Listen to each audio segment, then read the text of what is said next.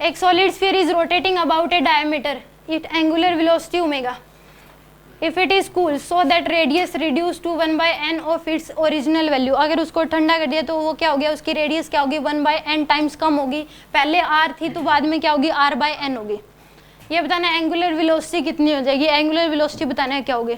इसमें आपने कोई फोर्स लगा के उसकी रेडियस कम ज़्यादा नहीं करी, वो इन्वायरमेंटल में चेंज आके ठंडा करके उसकी वैल्यू कम ज़्यादा है, तो यहाँ पे एंगुलर मोमेंटम लगा सकते हो आप, angular momentum conservation, principle of angular momentum conservation लगा सकते हो।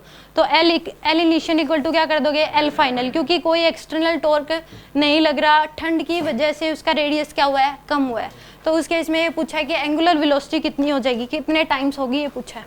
तो एल इनिशियल इक्वल टू क्या कर दोगे एल फाइनल। तो initial I1 ω1 equal to I2 ω2।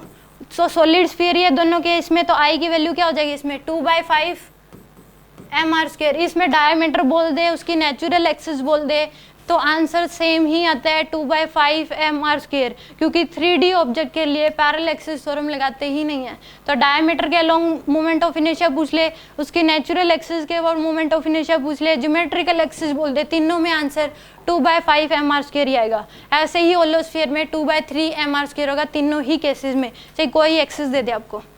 ठीक है, टेंजेंशियल के अलोंग पूछ लिया तो फिर आप उस केस में लगाओगे। अब 2/5 mr² इंटू में ω1 ओमेगा इक्वल टू I2 की वैल्यू क्या हो जाएगी 2/5 m इंटू में r की वैल्यू क्या हो जाएगी r/n इंटू में ω2। तो 2/5 से 2/5 कैंसिल, m से m कैंसिल, r² इंटू में omega equal to r²/n² into में ω2।